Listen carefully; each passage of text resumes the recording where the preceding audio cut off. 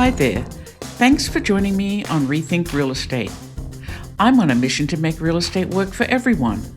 Real estate can help to solve climate change, can house people affordably, can create beautiful streetscapes, unify neighborhoods, and enliven cities. So I'm on a journey to find the most creative thinkers and doers out there. I'm not the only one who wants to rethink real estate. You can learn more about me at evepicker.com, or you can find me at smallchange.co, a real estate crowdfunding platform with impact real estate investment opportunities open for investment right now. And if you want to support this podcast, please join me at patreon.com/rethink real estate, where there are special opportunities for my friends and followers.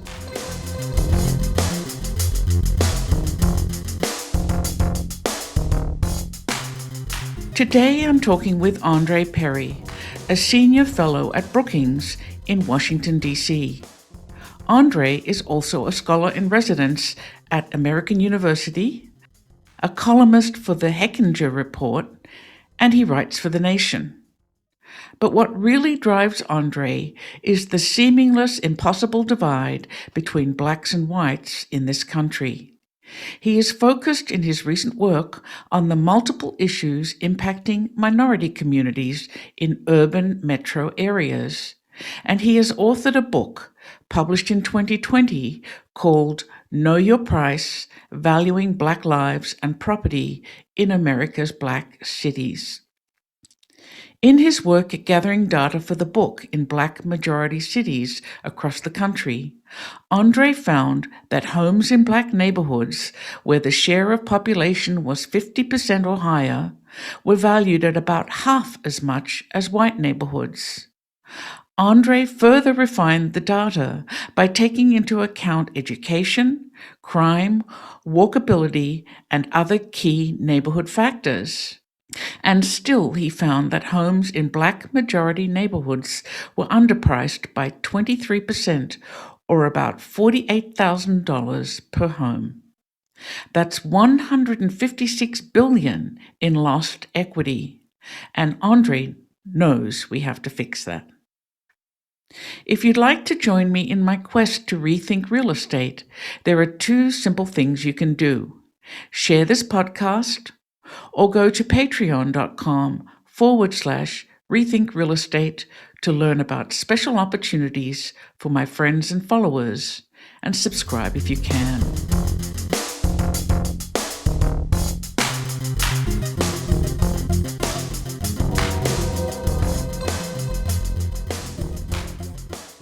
Hello, Andre. I'm just really delighted to have this opportunity to talk to you.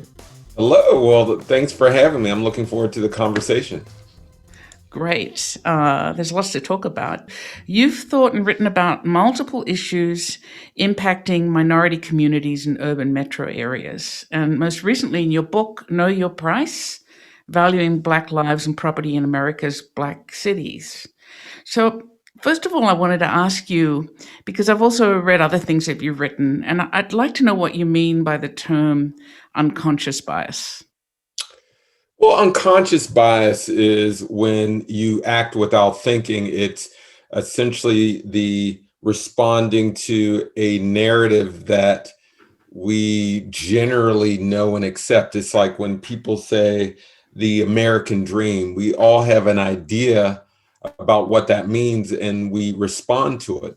But when it comes to Black Americans, we also have an idea in our head that if anything goes wrong, we blame Black people.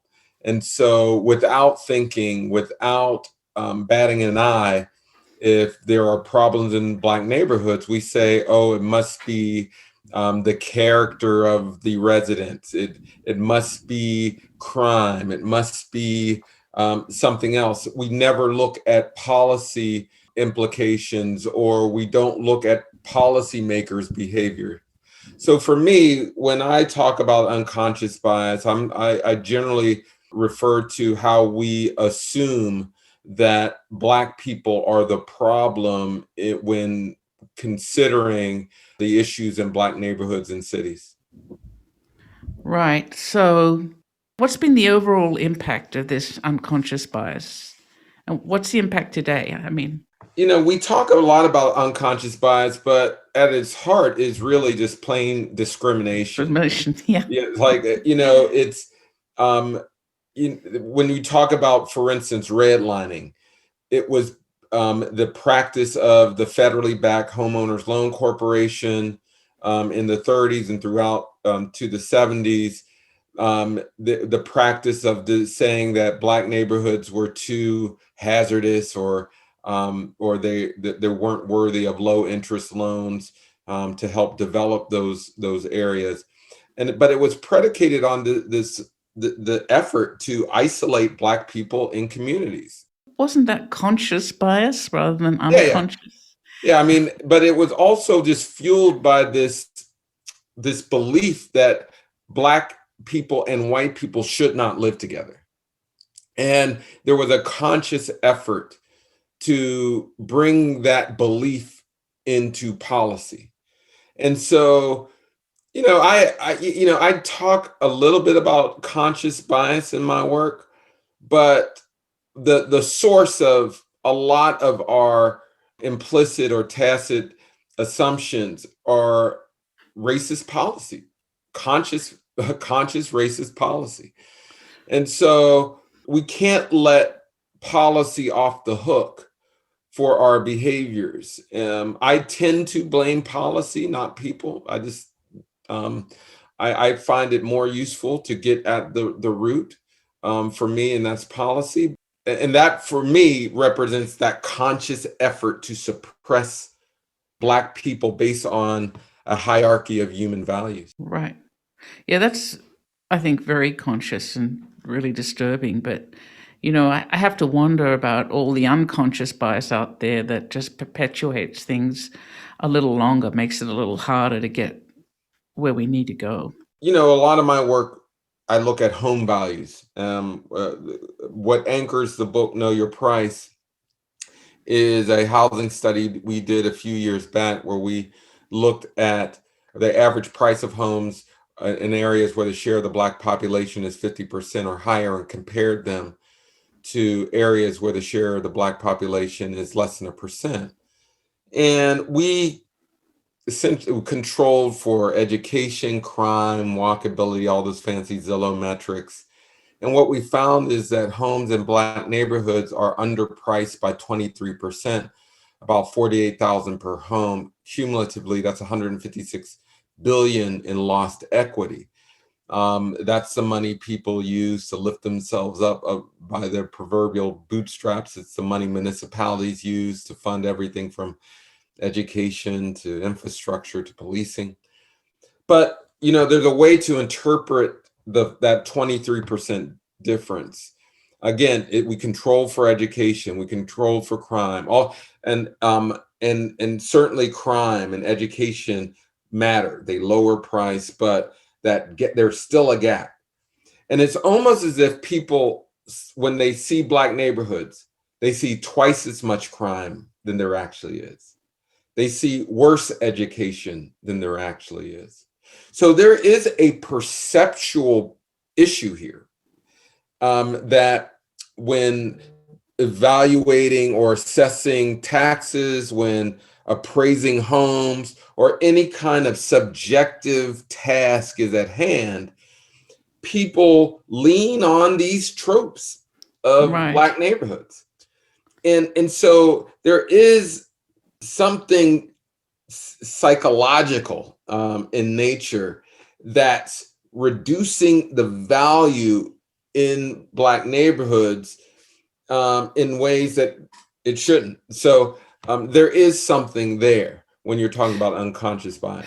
So, as you mentioned, this bias spills over into investment and who has wealth and who does not. And, as a real estate developer, I've certainly seen how it works with appraisals because, banks will lend based on appraisals, and appraisals in existing neighborhoods have a certain value. And if they're already devalued, what's going to disrupt that and raise the value? It's just a huge You're, dilemma. yeah, the price comparison model is an example of structural racism. I mean, a good example of structural racism. So, as you mentioned, when an appraiser has to find a comparable home and they stay in the neighborhood that's already been discriminated against, you're essentially just recycling discrimination over and over. Exactly. So how do you disrupt that? Oh, so one, you don't necessarily have to stay in the neighborhood for finding comparables. I mean, what's interesting is, like, for our data, we looked at the entire metro area and compared homes with similar social circumstances. So you can find, using big data, you can find homes in areas that have similar educational levels, similar crime Sure. levels, all those different things, and you don't necessarily have to compare it to another home in the same neighborhood. Yeah, So but then you're dealing with an industry that's used to doing that.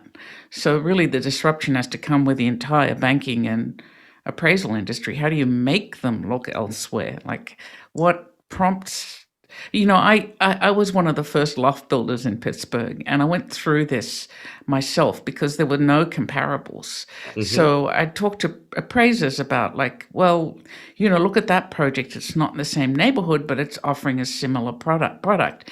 And they did. They had to, because it was the beginning of something new and there wasn't anything else to look at. But when you have, 5 other houses that have sold in a neighborhood like Wilkinsburg, where I know you grew up, or Garfield, and that's the easiest go-to. How do you disrupt that behavior? Yeah, but I think you said a word that is really relevant to the conversation. You make them. One thing I learned about Ah, this protest movement over the last few years, but really culminating in the summer of 2020, is that people do have power. This is a power issue. And the same way we created a culture of exclusion, we can create a culture of inclusion where people are valued. All people are valued. And we need innovations. No question. We need new mortgage products. We need new appraising systems. We need new tax assessment systems. And we should open ourselves up to that. But clearly, people in various industries aren't going to do that themselves. They're going to have to be backed into it. So I encourage communities to mobilize, organize, and fight back. The typical thing that has incited structural change in the United States is litigation. And so, right, right. so that is a tool. But I also just think that we are going to have to pressure banks and appraisal, or the various industries in housing, to take new approaches, because those approaches are the tools that reify discrimination in this country. And it goes beyond appraisals and lending. You're talking about zoning structures as well. Yes, yes. You're talking about Not my building. backyard. Yeah. Yeah, exactly. Yeah. And so there's all these structures that maintain exclusion and bias. And we need to demand change in all of those structures. So, and that's where, for my book, Know Your Price, there's a theme. I want people to demand their proper value. And Yes. it's not going to come because someone else says this is what it should be worth, or it's going to come by people from places like Wilkinsburg, Homewood, Garfield, demanding their proper value. And so Right. for me, it's, you said the word make. Yeah, that's what it's going to take. Yeah, I think you're probably right.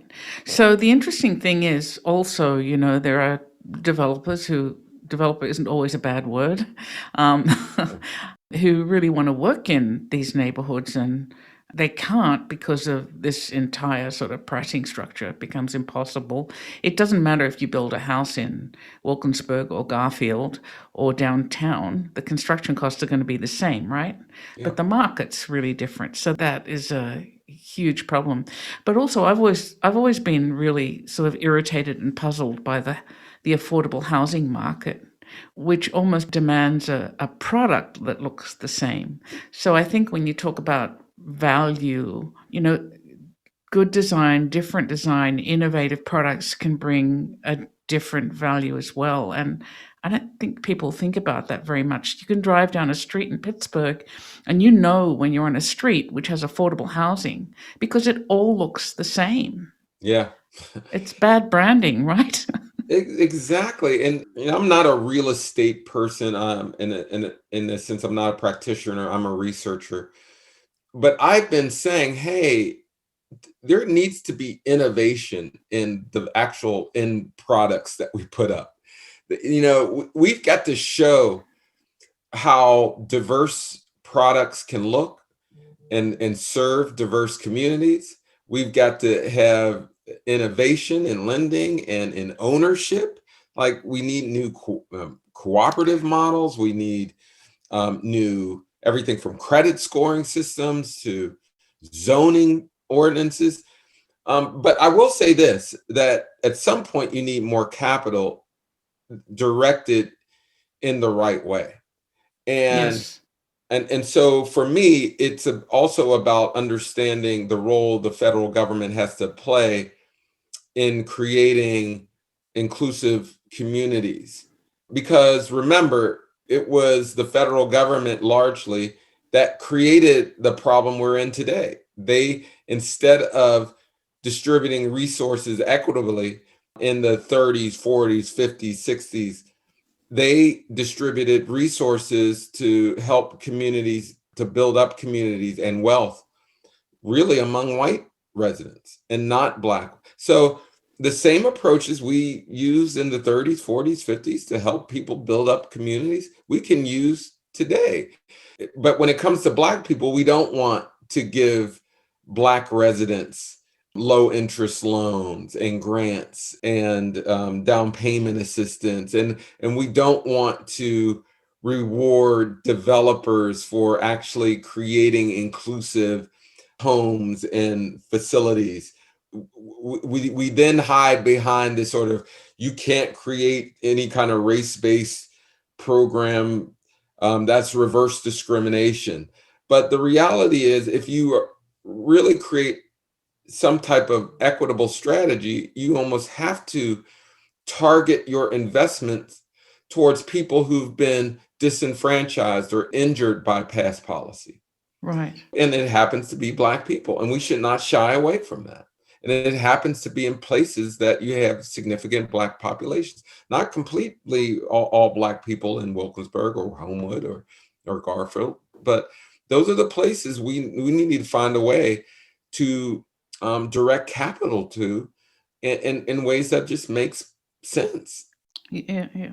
There's this reticence to drive capital based on need.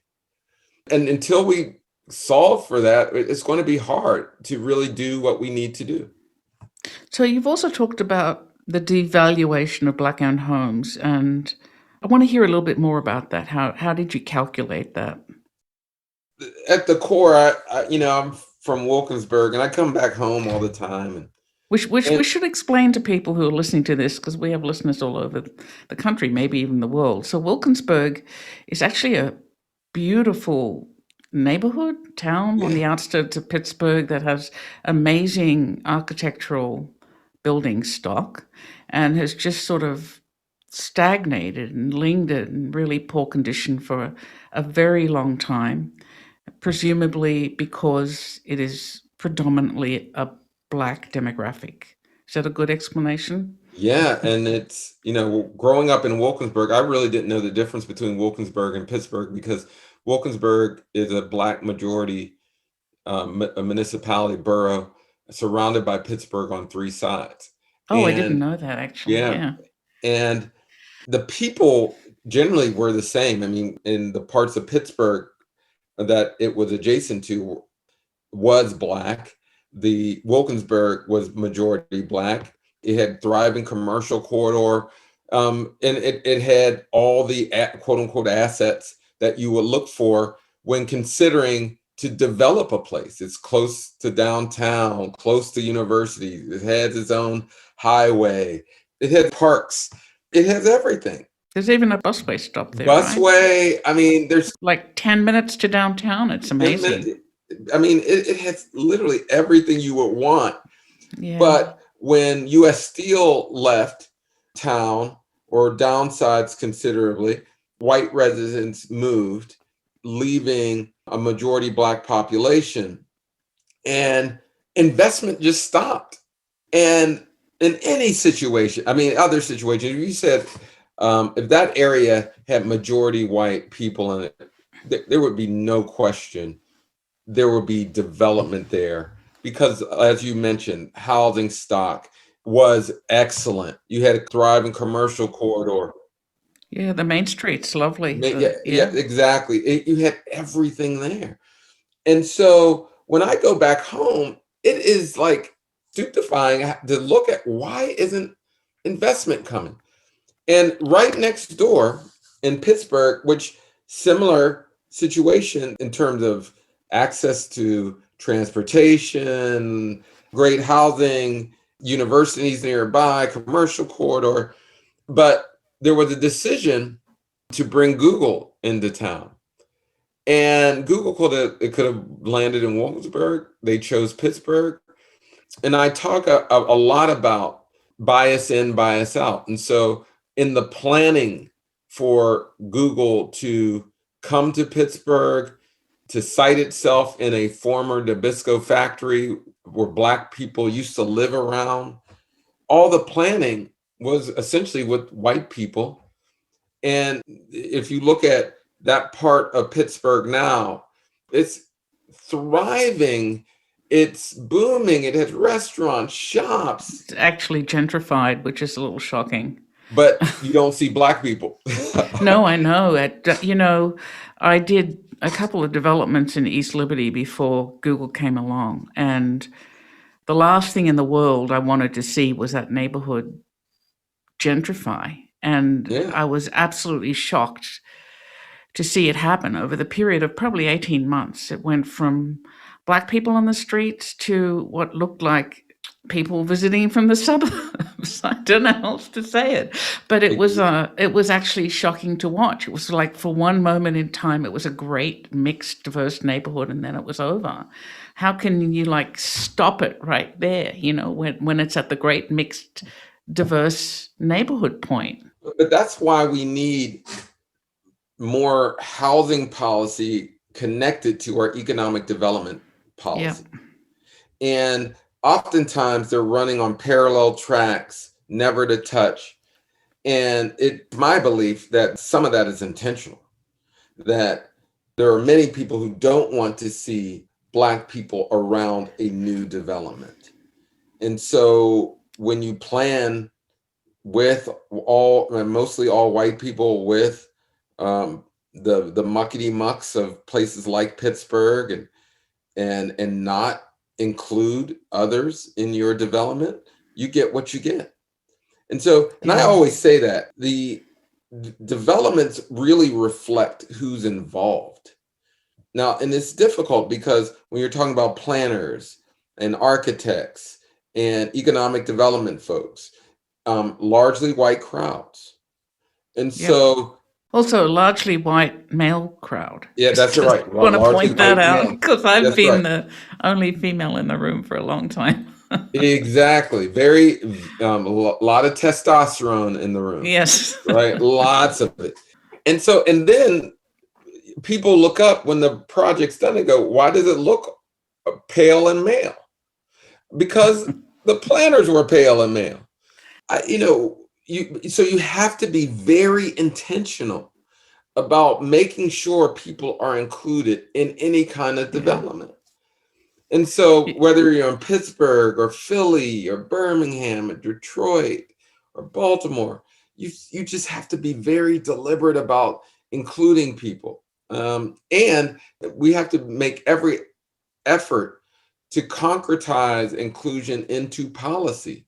I wrote something not that long ago that talked about on the federal government side that we need equity scoring system. This just the way we score legislation against its potential impacts on the budget. We should score policies and practices on its potential impact on Black and Brown communities. And so Yeah, when you're yeah, yeah. developing a project, you've got to demonstrate, how is this going to boost employment? How is this going to boost ownership? How are Black people going to share in the prosperity? If you don't see a clear path, then we should not greenlight these projects. Yeah. Not only must we build a culture that supports inclusion, that culture must build policy to protect for inclusion. Right. So in your book, you also talk about wanting to give Black communities and homeowners information to stand on, to empower them. So, but how do you do that?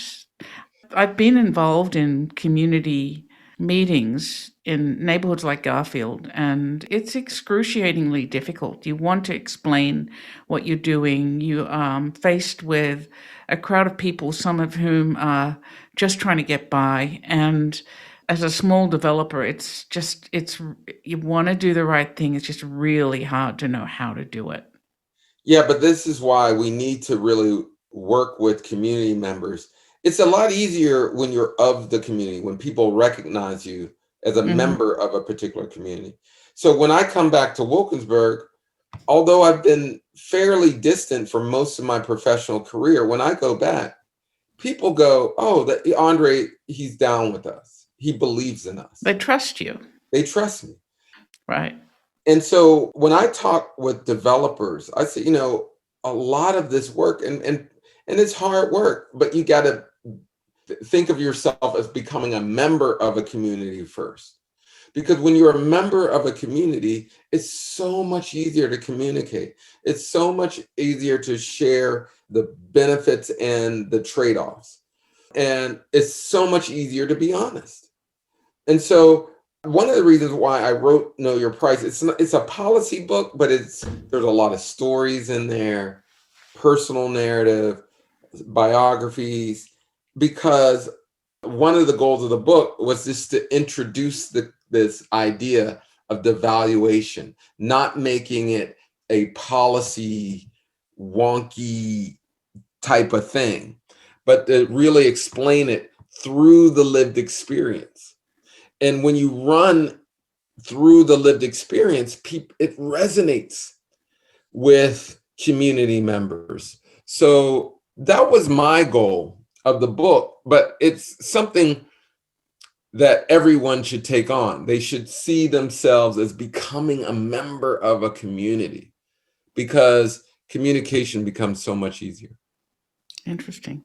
So I also want to shift to your partnership with Ashoka, the Brookings Ashoka partnership, and explain what you're trying to accomplish there, and also what Ashoka. I know a little bit about Ashoka, but not a lot. So it'd be great to hear something about this. Ashoka is a social entrepreneurship organization that really tries to incubate or incentivize systems changing ideas. So if you have an idea that will change some system, they fund or incentivize through through fellowships or competitions to find interesting and innovative approaches to solving problems. So when I presented this issue of housing devaluation, someone from the Ashoka organization reached out and said, "Hey, this is the kind of problem that requires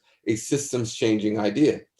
So after a year worth of planning and discussion, we landed on a competition, a challenge competition of sorts, collaborative competition, I should say, that we're looking for innovations that will find those systems changing ideas that will solve for housing devaluation. So if you are out there, and we're going to have $1 million worth of prize money that we're going to use as incentive. So we'll be giving away different prizes totaling $1 million to people who may have new zoning ordinances they want to put forth, new credit scoring systems, new cooperative ownership models. If you have a solution, we want to hear about it. All you have to do is Google Ashoka Brookings Collaborative Challenge, and you'll get all the information. But it was my way of really saying, hey, how can we incentivize people who are proximate to the problem to solve for this issue? And so we launched it a few months ago, but people can start enrolling in the competition in this summer. Right now, we're just simply mapping ideas, looking for different approaches. And so we can then categorize them. But people will be able to join in this collaborative challenge starting this summer. That sounds really fabulous. Yeah, it's fast because, when you work at a think tank, I'm a senior fellow at Brookings. We're good with identifying problems, sometimes not as good as identifying solutions. So this is really my effort to say, hey, here are some solutions that will be community driven, not coming from up high, from somebody in DC. These are solutions driven by community members. And so that's the whole point. So, if you could imagine the country 10 years from now, how would you like to see it changed? I want to see a country in which there's a culture that supports reparative strategies. That I want to see these kind of policy changes come from a change in culture. For so long, we've created a culture of exclusion. And that led to everything from redlining to exclusionary zoning to employment discrimination. All these things are supported by an exclusive culture. I want to see 10 years from now a culture that supports reparations, inclusionary zoning, other policies that repair the damage that was caused by discrimination. And that's going to take people who are talking about repair, talking about inclusion, talking about the value of diversity. And if we do this enough, we can shift the culture. And so that's what I want to see. I've thought about this a lot, and I think for me, I'd love to see a culture of trust, and that would probably only be built after everything you've said. Yeah. But the mistrust is really, I think, stopping us moving forward really big time. And so I'd love to live in this country and not feel like I'm mistrusted because I'm white, or not feel like I might mistrust someone because they're black. That would be a really lovely thing, don't you think?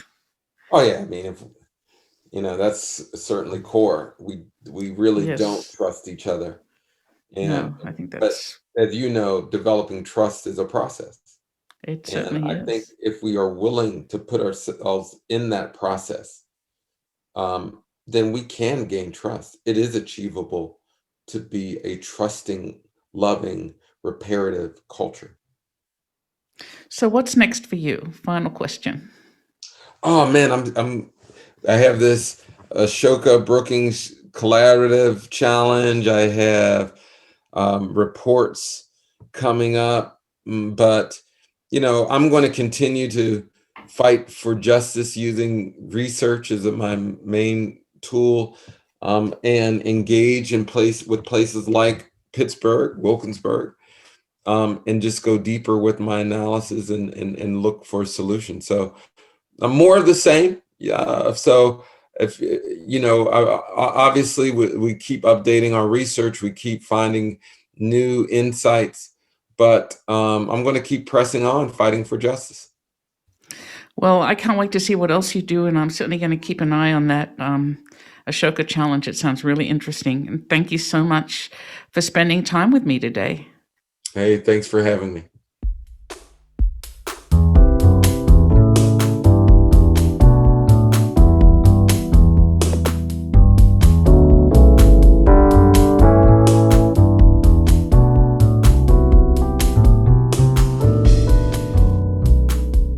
That was Andre Perry, a senior fellow at the Brookings Institute. Andre grew up in Wilkinsburg on the outskirts of Pittsburgh, once a diverse and thriving neighborhood and now a poor majority black neighborhood. On his trips home, he can't help but notice that East Liberty, an adjacent neighborhood and home to Google, is thriving. Meanwhile, Wilkinsburg seems stuck in time. There has been no investment there in decades, and this speaks to the data he has found. Black neighborhoods are valued at 23% less than white ones. In Andre's perfect world, which he is working towards, they'll be valued the same.